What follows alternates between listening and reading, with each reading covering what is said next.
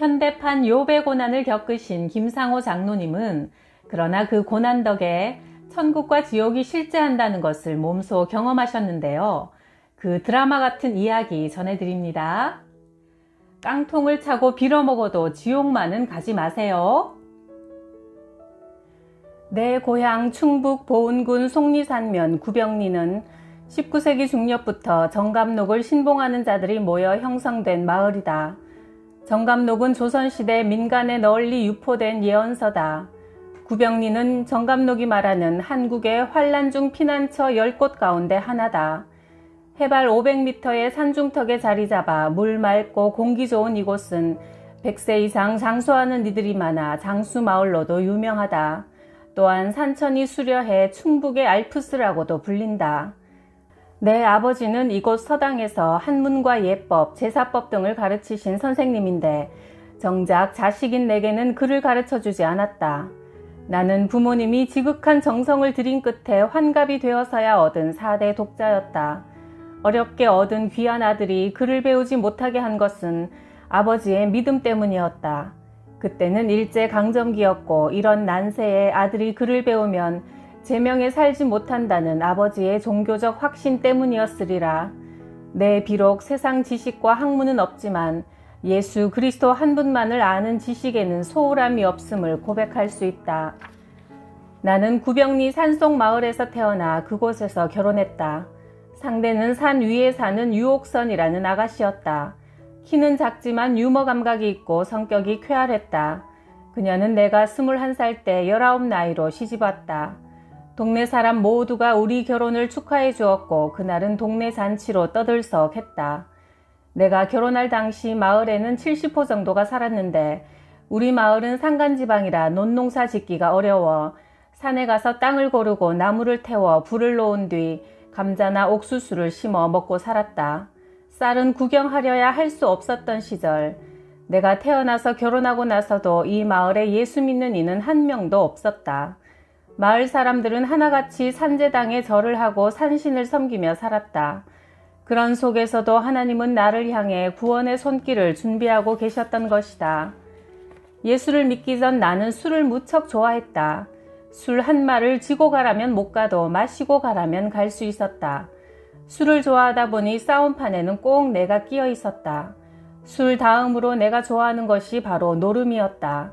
집에 있던 소, 돼지를 내다 파는 것은 예사고 나중엔 일주일간 노름하다 돈이 떨어져 소주 끓이는 가마솥까지 팔았다. 그렇게 있는 것 없는 것 다 팔고 마누라도 팔 수 있으면 팔 지경이었다. 이렇게 나는 도박의 영에 혼이 빼앗겨 앞을 볼 줄 몰랐다. 노름은 고단한 내 인생에 있어 그나마 낙이고 기쁨이었다. 노름에 집중하다 보면 인생 모든 시름을 잠깐이나마 잊을 수 있었다. 그러나 도박은 돈 없이는 불가능했기에 돈을 구하려고 발버둥 치던 어느 날 나는 그만 노름을 끊어야 한다는 생각이 강하게 들었다. 이대로 계속 가다간 가정이 풍비박산 날 것 같아 큰 결단을 내리게 되었다. 나는 묵직하고 날카로운 도끼를 집어들었다. 그리고 내 오른손 검지를 내리 찍었다. 검지가 힘없이 땅바닥에 떨어져 뒹굴었고 붉은 피가 분수처럼 하늘로 솟구쳤다. 그 후로 나는 한동안 노름을 잊고 농사 짓는 데만 열중했다. 그러나 어느 날 나는 손에 붕대를 감은 채 노름판에 다시 끼어 있었다. 예수를 믿고 깨달아 알게 된 것은 인간이 어떤 일에 대해 아무리 굳은 결심을 해도 하나님의 도우심이 없다면 이룰 수 없다는 사실이다. 하나님을 내 안에 모셔서 악한 영이 떠나가야만 못된 행실을 완전히 끊어버릴 수 있는 것이다. 노름으로 허송세월하고 술에 취해 방구석에 구겨진 신문조각처럼 잠들어 있는데 복음의 소식이 들려왔다. 아랫마을 조그만 교회에서 전도를 나온 것이다. 우리 마을은 원래부터 정감록을 신봉하는 사람들이 모여 사는 곳이라 전도하러 오는 이도 없거니와 제일 가까운 교회라 해도 2시간을 걸어가야 하기에 이렇게 산속마을까지 전도하러 오기란 쉬운 일이 아니었다. 여기 주인 안 계세요? 전도하는 사람들이 우리 집을 찾아왔다. 무슨 일이요? 술이 채 깨지도 않은 나는 귀찮은 듯 대답했다. 예, 우리는 아랫마을 교회에서 전도 나온 사람들입니다. 예수 믿고 천국 가세요. 나는 기가 막혔다. 세상이 끝나면 그만이지 천국은 무슨 천국이야. 없는 천국 만들어 놓고 헌금 뜯어먹으려고 목사놈이 저런 놈들을 푼 거야. 나는 대뜸 전도자들을 향해 소리쳤다. 천국이 어딨어? 괜한 헛고생들 하지 말고 돌아가시오. 그래도 그들은 돌아서면서 끝내 한마디를 했다. 예수 믿고 천국 가세요. 그런데 어찌 된 일인지 그들이 돌아가고도 한참을 그 한마디가 귀에 맴도는 것이다. 예수 믿고 천국 가세요. 예수 믿고 천국 가세요. 예수 믿고 천국 가세요. 계속 들려오는 그 한마디는 밤이고 낮이고 계속 반복됐다. 아는 사람들한테 말을 했더니 나더러 예수 귀신이 붙었단다. 견디다 못해 무당한테 달려가니 그때 전도하러 왔던 교회에 가서 기도를 받고 고치는 수밖에 없어 한다. 나는 즉시 2시간을 걸어 아랫마을 교회를 찾아갔다. 예수 믿고 천국 가세요라는 말이 계속 들려서 못 살겠습니다. 이 소리가 안 들리려면 어떻게 해야 합니까? 전도사라는 분이 미소를 지으며 말했다. 기도받고 예수를 믿으시면 그 소리는 안 들릴 겁니다. 정말입니까? 그러면 저를 위해 기도해 주시고 소리만 안 들리게 해 주십시오. 전도사는 나를 위해 정성껏 기도했다. 살아계신 하나님 아버지, 김상호 어른이 이렇게 먼 길을 걸어 주님을 찾아왔으니 예수님을 믿고 구원 얻어 천국 백성이 되게 하옵소서. 그의 뜨거운 진심이 진지하게 느껴졌다. 기도를 받고 나니 3일간 그렇게 왱왱 들리던 소리가 뚝 멈췄다. 그리고 나는 하나님을 믿게 되었다. 지금도 나는 그 깊은 산중까지 복음을 들고 와 전해준 그분들께 감사의 뜻을 전하고 싶다. 그 전도자들이 없었다면 내가 과연 술과 노름을 끊고 예수를 믿을 수 있었을까? 복된 소식을 가져오며 구원을 선포하며 내 하나님이 통치하신다 전하는 자의 산을 넘는 발이 어찌 그리 아름다운고. 이사야 52장 7절. 교회에 등록하고 돌아와 잠을 자는데 꿈속에 아버지가 나타났다. 아버지의 얼굴은 진노로 가득했다. 아버님, 웬일이십니까? 이 괘씸한 놈, 산신도 버리고 애비도 배신하고 예수를 믿어? 어디서 났는지 아버지 손에는 날카로운 가위가 들려 있었다. 나는 도망갈 틈도 없이 아버지가 들고 계시던 가위에 발가락 6개가 싹둑 잘리고 말았다. 식은땀을 흘리며 잠에서 깼다.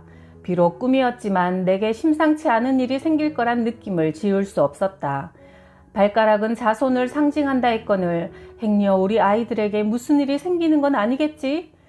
나중에 예수 믿고 나서야 알게 되었지만 꿈속의 아버지는 아버지의 모습으로 변장하고 나를 찾아온 마귀였다. 주일 아침 7시에 집을 나서면 9시경에야 교회에 도착해 예배를 드린 지 한 달쯤 되었을까.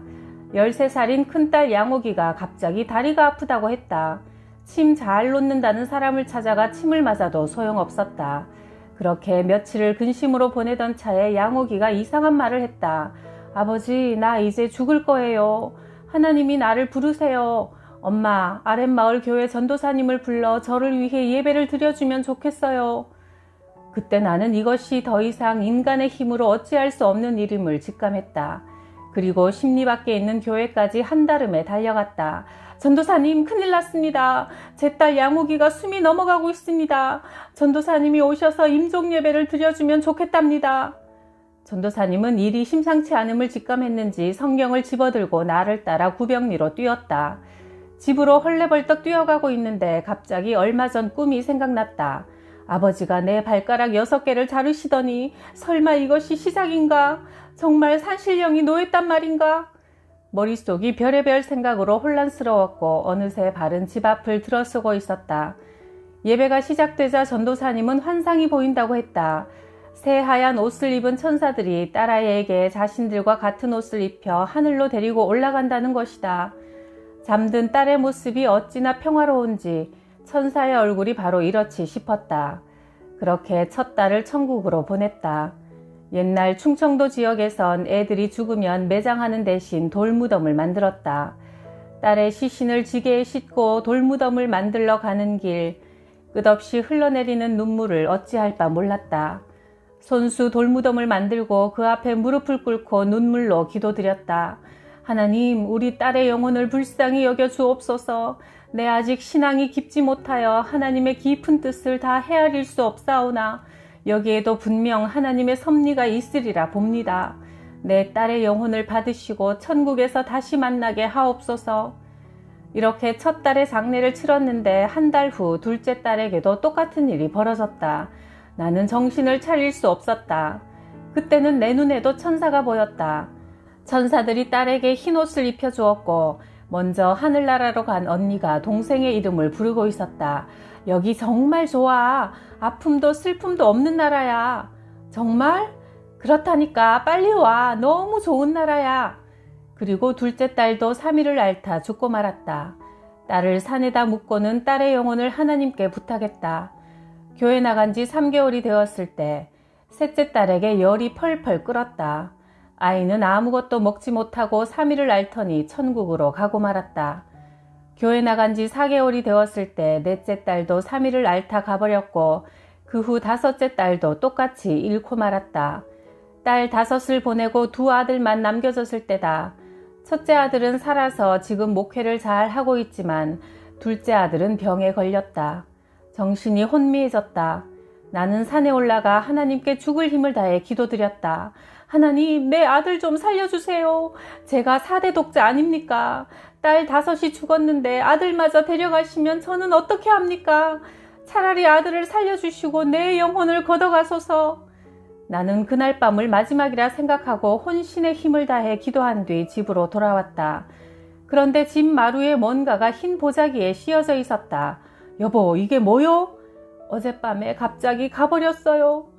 하늘이 노을해지고 도저히 정신을 차릴 수 없었다. 정녕 이럴 수가 있단 말인가?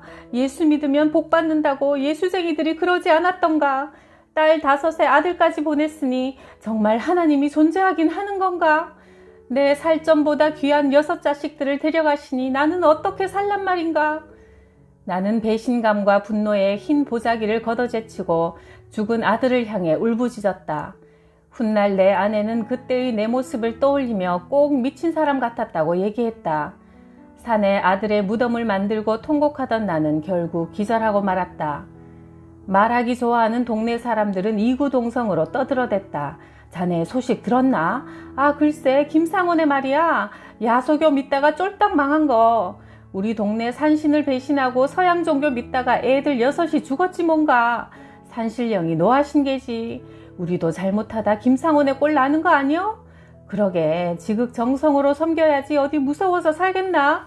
조상 대대로 모셔온 산신을 배신하더니만 꼴 좋네. 아예 그 집안은 씨가 말라버렸어. 서양 귀신 옴붙을까봐 동네 사람들은 나와 마주칠 때마다 돌아가거나 거리를 두고 걸었다. 예수를 믿었으면 집안이 잘 풀려야 동네 사람들한테도 떳떳할 텐데 오히려 예수 때문에 핍박받는 입장이 되었다. 처음으로 이 산동네에 예수 믿는 집이 나왔는데 상황은 세상 사람들이 기대하는 복과는 거리가 멀었다. 그야말로 우리 집은 죄인 아닌 죄인 신세였다. 사람들이 종일 나더러 하는 말이 네 하나님이 어디 있느냐 하니 내 눈물이 주야로 내 음식이 되었도다. 시편 42편 3절.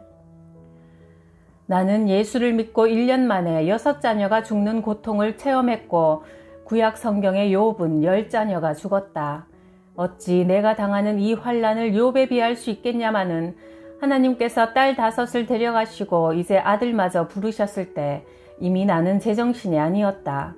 넋이 나가 있었고 숨쉬고 있되 살아있는 게 아니었다.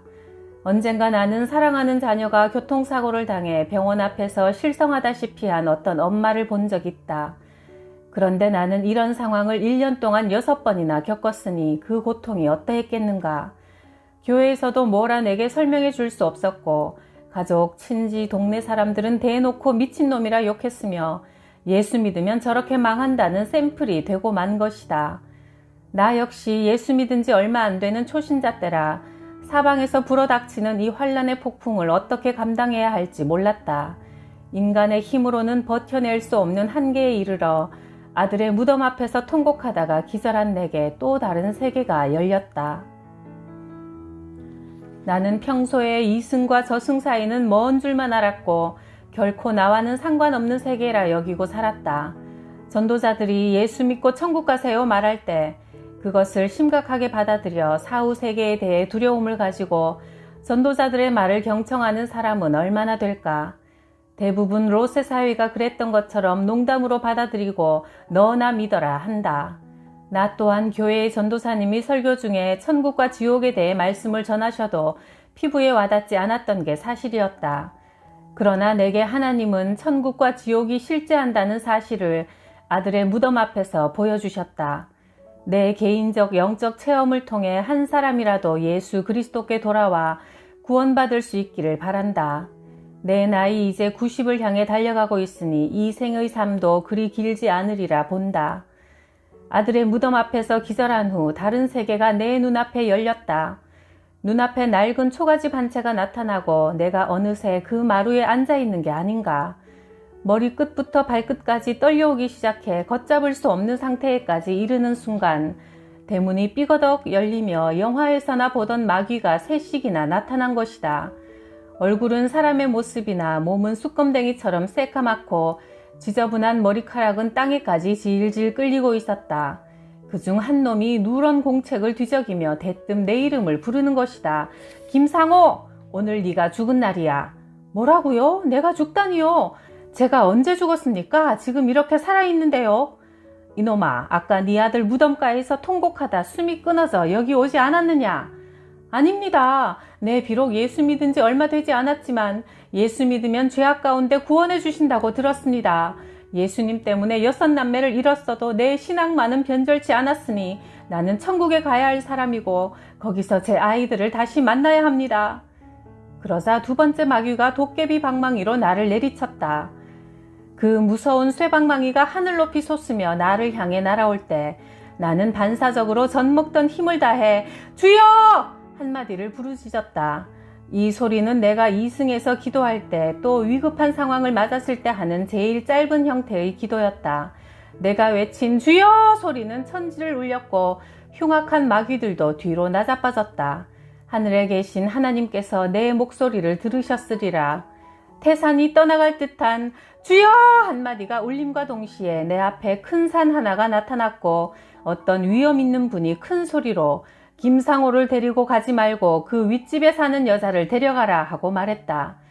그러자 마귀 3마리가 우리 집 윗집으로 달려가는 것이다.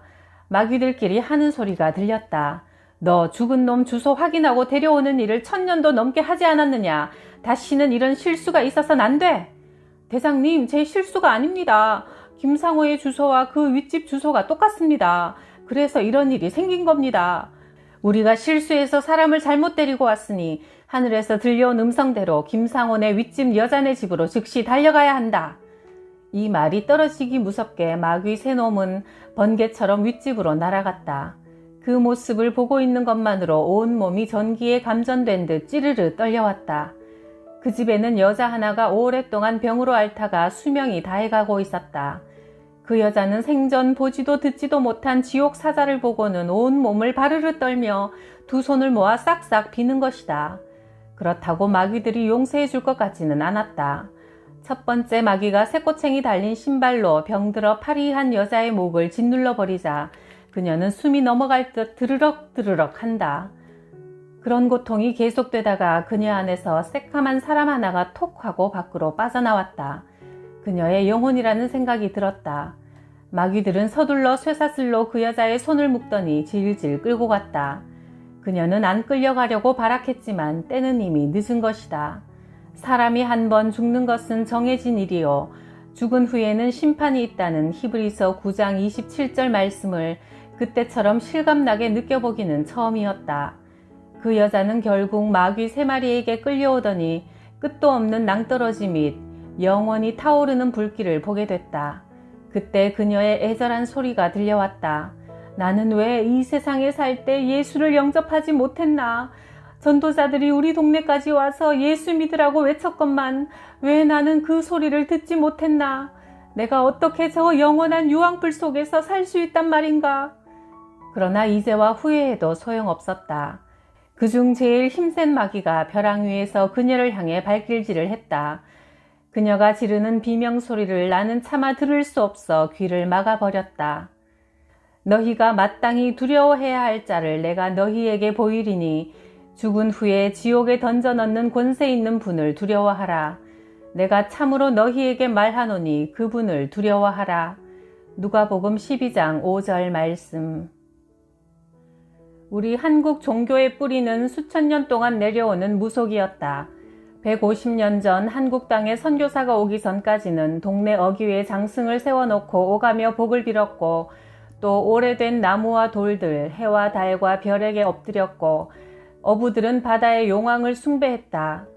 내 고향 충남 보은군 속리산면 구병리도 정감록을 신봉하는 사람들이 모여 산신을 섬기며 살던 곳이라 우리 집안도 여느 집과 다름없이 하나님을 모르는 가정이었다. 식구들 중 내가 예수를 맨 처음 믿은 사람이다. 내 누님이 무당이고 장모님이 무당이고 처형이 무당이며 외사촌 동생이 박수에다 조카 중에도 무당이 있는 무속인 집안이다.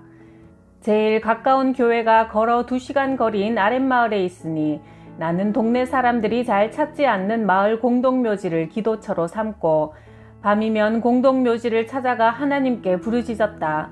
살아계신 하나님, 저를 우상 숭배 가정에서 불러주시고 이제 하나님을 섬기게 되어 얼마나 감사한지 모릅니다. 이 동네는 전체가 산신령을 섬기는 곳입니다. 지금 저희 가정에서만 하나님을 섬기는데 보통 어려운 것이 아닙니다. 구병리 마을이 언젠가는 다 예수를 영접하는 마을이 되게 하시고 그러기 위해서는 이 동리에 교회가 세워져야 하겠습니다. 이런 내용의 기도를 두려움을 없애기 위해 목이 터져라 밤새 부르짖었다. 그렇게 하다 보면 동쪽 하늘에 태양이 떠오르는 것이다. 그러던 어느 날 밤 계속 기도를 하는데 머리가 뜨거워지면서 가슴이 뜨거워지고 온 몸이 불덩이로 변하는 게 아닌가. 그리고 동시에 내 손에 태산이라도 부술 듯한 강한 힘이 왔다. 이 밤에 하나님께서 성령 세례를 주신 것이다. 나는 그날을 내 생일이라 말하고 싶다. 내가 진정 거듭난 날, 하늘의 시민권을 받은 날, 그날의 경험만 생각하면 지금도 온 몸이 뜨거워지는 것이다. 그날 밤 성령이 뜨겁게 임할 때 환상도 보게 되었다. 면류관을 쓰시고 흰옷 입으신 주님께서 내 등을 어루만지시며 내가 너에게 병 고치는 능력을 주리라 말씀하시고 내 곁을 떠나셨다. 그 후로 손에 묵직한 느낌이 오면서 손등이 뜨거워졌다. 당시에는 정신병 환자들이 많았는데 우리 집으로 사람들이 몰려들기 시작했다. 환자들이 고쳐지면서 소문이 이 동네 저 동네로 퍼져서 우리 집에 그 당시 환자들이 들끓었다. 동네에 50살 된 여자가 미쳐서 돌아다니며 사람을 패고 기물을 파손했다. 그 가족들이 내게 와서 치료해달라고 부탁했다. 그날부터 나는 3일간 금식하고 3일 되던 밤에 그 여자에게 물어보았다. 너는 누구냐? 나는 속리산 절에 30년 된 중이다. 내가 예수의 이름으로 명하노니 이 여인에게서 묶음을 놓고 떠나가라. 그때 이 여자가 쓰러지면서 거품을 흘리고 숨을 쉬지 않는 것이 꼭 죽은 사람처럼 되었다. 그래서 나는 새벽 4시까지 마귀 쫓는 찬송을 불렀다. 그러자 그 여자는 눈을 부비며 일어나 아무 일도 없었다는 듯 멀쩡해져서는 사방을 둘러보며 밥 좀 주세요 했다. 맛있게 먹고 나더니 잃었던 기력을 회복하고 온전한 정신으로 하나님께 영광을 돌리는 것이다. 동네 또 어떤 남자는 노름을 하다가 돈이 떨어져 집에 가서 돈을 가져오려고 지름길인 공동묘지를 지나가게 되었다. 그런데 누가 자기 이름을 부르기에 뒤돌아보았는데 그 순간 귀신이 들어가 그는 힘이 장사가 되었고 옷을 벗고는 온 동네를 날뛰며 돌아다니는 것이다. 사람들은 내게 이 사람을 고쳐달라고 데리고 왔다. 나는 그를 치료하기 위해 하루에 한 끼씩 금식하며 밤새 철야 기도를 했다. 14일쯤 되는 어느 밤 기도하다가 환상이 보였다. 큰 살모사 뱀이 그 정신병 환자 속에서 나오기에 몽둥이로 때렸더니 뱀은 멀리 도망가고 말았다. 이 환상을 본 후 그는 온전한 정신으로 자기 집으로 돌아갔다. 이 일로 인해 동네에서는 잔치가 열렸고 과연 하나님은 살아계시다고 사람들은 말했다. 당시는 교회가 세워지기 전이라 우리 집에 모여서 예배를 드렸는데 그로 인해 불신자들이 몰려들었고 고침받은 그 분은 후에 교회의 재정 집사님까지 되셨으니 이것이 바로 초대교회 사도행전의 역사가 아니고 무엇이랴. 공동묘지에 가서 하나님께 성전 지을 땅을 달라고 날이면 날마다 부르짖던 어느 날 밤 환상을 보게 되었다. 보은 군수가 찾아오셨기에 돗자리를 깔아드리고 대접해 드렸는데 이튿날 친척 중 한 사람이 교회 부지를 기증한 것이다. 그러나 교회를 지으려 해도 돈이 없어 산에 가서 성전 대들보용 나무를 베어왔다. 그런데 얼마 후에 보니 윗집 사람이 그 대들보를 가져다가 옥수수 말리는 용도로 사용하고 있었다. 내가 찾아가서 말했다. 이 나무는 성전 대들보용으로 우리 성도들이 산에서 베어온 것이니 돌려주십시오. 그러자 생사람 잡지 말라며 우리 나무일세 라고 펄쩍 뛰는 것이다. 하도 우겨서 그냥 돌아와서는 하나님께 기도만 했다. 하나님, 저 나무는 이미 주님의 것으로 구별된 대들보인데 저들이 자기네 것이라고 저렇게 우기니 주님께서 직접 해결해 주십시오. 이렇게 부르짖자 하나님은 우리 기도에 응답하셨다. 그 집에는 큰 소가 한 마리 있었는데 갑자기 외양간에서 뛰쳐나오더니 항아리에 가득 담긴 보리쌀 2마리를 정신없이 먹고는 배가 남산만해졌고 결국 배가 터져서 죽고 말았다. 그러자 그 집 사람들이 벌떼처럼 우리 집에 몰려들어 씩씩거리며 말했다. 너희가 밤마다 공동묘지에서 우리 소 죽으라고 기도했지? 우리는 그런 기도는 안 합니다. 안 하긴 뭘 안 해?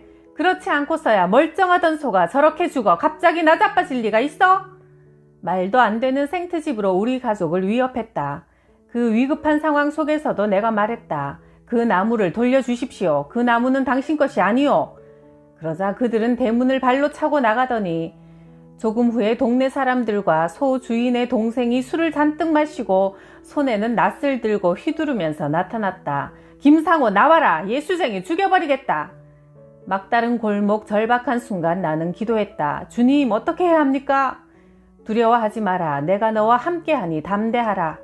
그 순간 온몸에 강한 전류가 흐르는 듯 주님의 능력이 임하는 것을 느꼈다. 낫을 휘두르며 다가오는 그들을 향해 내가 주여 하고 외치자 이 큰 소리에 낫을 휘두르던 청년이 뒤로 나자빠지는 것이다. 그는 거품을 흘리며 간질 환자처럼 되고 말았다. 그것을 구경하고 있던 동네 사람들은 그를 업고 나가며 이렇게 말했다. 야소신이 이겼네. 그런데 거품을 물고 쓰러졌던 그자의 아버지가 또 갑자기 죽어버렸다. 어찌 보면 내 원수의 집이지만 나는 예수 사랑을 전하기 위해 쌀 2마리를 가지고 조문을 갔다. 그리고 3일장을 치를 때까지 이를 도우며 관을 메고 산에 오르고 장지까지 갔다. 그러자 나를 보는 동네 사람들이 예수쟁이는 뭐가 달라도 달라라는 것이다. 그 뒤 1년 후에 교회가 구병리에 세워졌으니 이 얼마나 감격스러운 일인가. 산제당을 만들어 놓고 1년에 2번씩 산신령에게 제사를 드리는 산골마을에 하나님의 성전이 세워지다니. 비록 흙벽돌로 지은 조그만 예배당이지만 내가 전도한 믿음의 식구들은 얼싸안고 좋아하며 성전을 주신 하나님께 감사의 찬양을 올려드렸다. 나는 예수 믿을 때부터 결심한 것이 있다. 행함 있는 성도가 되자. 행함이 없는 믿음은 죽은 믿음이라고 하셨으니 나의 행동으로 신앙을 보여주자. 또 한 번 동네에 초상이 났을 때 장지까지 따라갔는데 그 중에 술 먹은 사람이 절벽에 떨어져 죽게 되었다. 머리 절반이 깨져 피투성이었다. 어느 누구 하나 거드는 사람이 없어 내가 그를 들쳐업고 산에서 내려와 또 초상을 치러주자 동네 사람들이 이구동성으로 말했다. 예수를 믿으려면 김상호처럼 믿어야 돼. 그럼 저 사람은 진짜 예수쟁이야. 소백산에서 중노릇하던 사람이 구병리까지 찾아들었다. 그에게는 집이 없기에 교회 옆집에서 살도록 해주었다. 그는 평생 부처를 섬겨온 사람이었지만 주일날은 교회에 와서 예배를 드렸다. 나를 봐서 예의상 나오는 것이다. 나는 추석이나 설날에 스님을 우리 집에 모셔 음식을 잘 대접했고 옷이 없는 그에게 옷도 나눠주며 예수 사랑을 전했다. 하루는 내가 그에게 말했다. 스님, 이제 예수님을 영접하시지요. 제가 매주일 교회 나가지 않습니까? 그런 거 말고 진정 예수님을 마음으로 영접했으면 좋겠습니다. 종교는 다 같은 것입니다. 서울이 종착역이라면 보은에 가서 버스 타고 갈 수도 있고 구병리에서 걸어서 서울까지 갈 수도 있는 것이지요. 목적지는 다 같은데 길만 다를 뿐입니다. 그러면 길이 각자의 종교라는 말씀인가요? 그렇지요. 기독교를 믿든 불교를 믿든 결국은 천국에서 만나게 되는 것이지요. 아닙니다, 스님. 스님은 지금 잘못 알고 계십니다. 아니라니요. 분명 나는 그렇게 알고 확신하고 있습니다. 제가 매주일 교회 나가는 것도 종교 다원화의 일환으로 나가는 것입니다. 교회 안에도 부처님이 계시거든요. 스님, 그렇지 않습니다. 천국 가는 길은 오직 하나, 예수님을 통하지 않고는 구원받을 수 없습니다. 예수쟁이들은 독선이 아주 심합니다. 예수 아니면 안 된다니요. 독선이라고 생각하셔도 어쩔 수 없습니다. 그러나 예수를 믿어야만 구원받을 수 있습니다. 그런 말씀이 대체 어디에 있습니까? 예, 성경 요한복음 14장 6절에 내가 곧 길이요 진리요 생명이니 나를 통하지 않고는 아버지께로 올 자가 없다라고 하셨습니다. 그러면 내가라는 그분이 예수라는 분이십니까? 그렇지요. 그분이 바로 예수님이시지요. 그렇다면 생각해 보겠습니다. 스님, 시간이 없습니다. 공자님은 아침에 도를 깨달으면 저녁에 죽어도 좋다고 했습니다.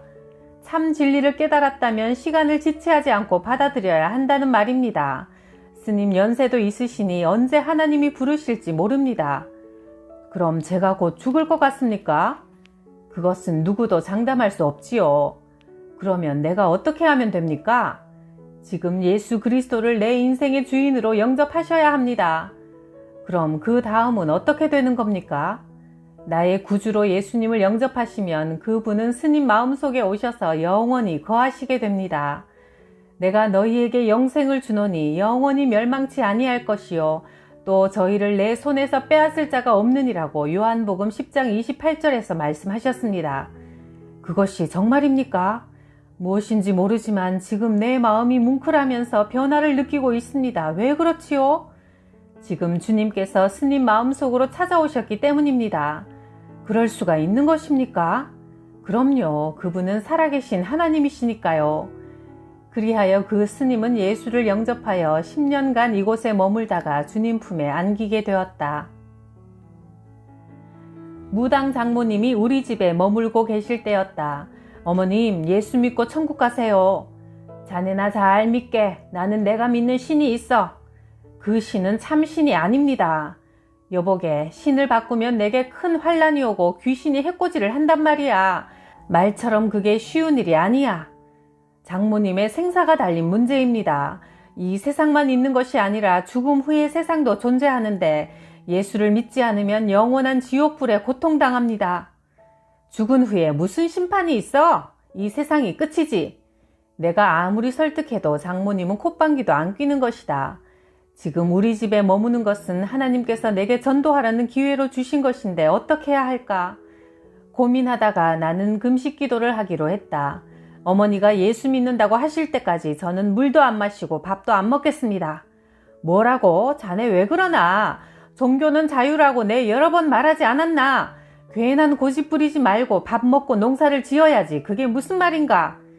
어머니의 뜻을 알았으니까 나는 나대로 하겠습니다. 그래서 나는 물과 밥을 입에 대지 않고 농사일을 했다. 산을 오르락 내리락 하며 일해야 하니 하루에 밥을 몇 번씩 먹어도 허기가 지는데 낮에 태양은 내리쬐고 몸에는 땀이 비오듯 쏟아졌지만 물도 먹지 않으니 보통 고역이 아니었다. 이틀 3일이 지나자 장모님도 걱정이 되는 눈치였다. 나는 이 때를 놓치면 장모님의 영혼 구원의 기회는 다시 오지 않을 듯해 더욱 금식하며 매달렸다. 이제 나에게 인간의 한계가 오고 말았다. 6일째 쓰러져 버렸다. 장모님은 내 손을 잡더니 이렇게 말했다. 여보게, 예수 믿으라는 것 빼고는 다 들어주겠네. 예수 영접하지 아니하시면 저는 이대로 죽을 것입니다. 정 그렇다면 내가 할 수 없지.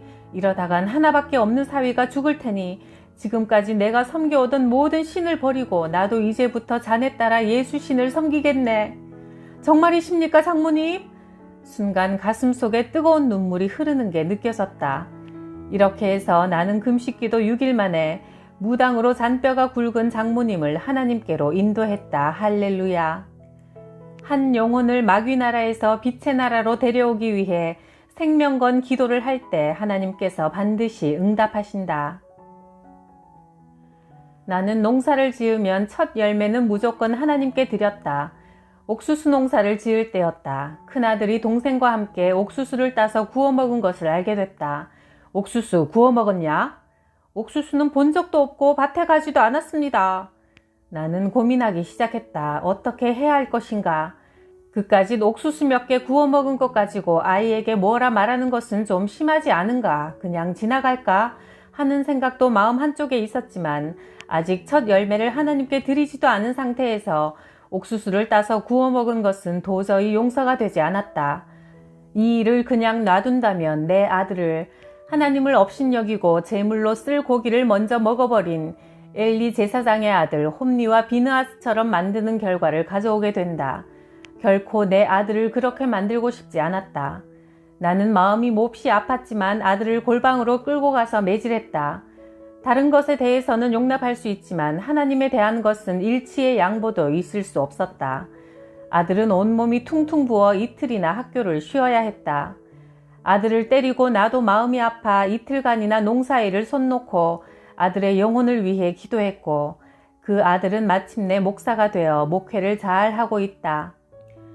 이 아들은 내가 정신병 환자들 속에 있는 귀신을 주님의 이름으로 내쫓을 때도 같이 있었고 공동묘지에서 생명 바쳐 기도할 때도 함께 가서 내 모습을 보고 자랐다. 지금 생각하니 하나님께서 주의 종으로 삼으시려는 계획이 있으셨던 것이다. 그래서 아들은 이 세상에서 나의 최고의 스승은 어떤 훌륭한 목사도 아닌 바로 내 아버지이며 지금까지 우리 아버지만한 분을 만나본 적 없습니다. 라고 고백한다. 아들에게 존경을 받는다는 것은 결코 쉬운 일이 아니다. 지금까지 나는 오직 주님한테 잘 보이려고 살아왔는데 목회자 아들에게도 인정받으니 그 기쁨은 말로 다 형용할 수 없이 감사하다. 언젠가 내 아들의 친구가 아랫마을 삼가 초등학교 근처 가게에서 물건을 사면서 주인에게 이렇게 물어보았다. 아저씨, 혹시 윗마을 구병리의 김상호 씨 압니까? 네, 압니다. 그분 어떻습니까? 아, 예, 그분은 살아있는 부처입니다. 이렇게 답한 사람은 아마도 절에 나가는 불자일 테고 자기가 볼 때는 나에 대한 최고 점수를 준 것이다. 예수 믿은 지 50년 세월 동안 나는 나를 위하여 살지 않았고 사람 눈치도 보지 않았고 오직 나를 위해 죽으신 예수님의 뜻대로 살려고 노력했다. 나는 오갈 데 없는 외로운 할머니를 3년 동안 예수 사랑을 전하기 위해 우리 사랑방에서 모신 적도 있다. 결혼도 5번이나 했으나 자식이 없는 불쌍한 할머니는 마지막 삶을 우리와 함께 했다. 내 유일한 소원은 훗날 주님 앞에 섰을 때 착하고 충성된 종아 참 잘했다 칭찬받는 종이 되었으면 하는 것뿐이다. 욥은 10남매가 있었으나 마귀의 농간으로 다 죽었고 나도 예수를 믿고 1년 만에 6남매가 죽었다. 하나님께서 욥에게 다시 10남매를 주셨고 나는 다시 하나님께서 5남매를 주셨다. 오래전 내 아버지는 산제당을 만들어 동네 사람들과 산신을 섬겼는데 하나님께서 나를 불러주셔서 이 동네에서 처음으로 예수를 믿게 하시고 구병 제1교회를 지어 50년 동안 한 교회를 섬기게 하신 은혜에 감사드린다. 이 교회를 통해 많은 신앙인들과 훌륭한 주의 종들이 배출되어 세계 만방에 그리스도의 복음을 전하고 있다.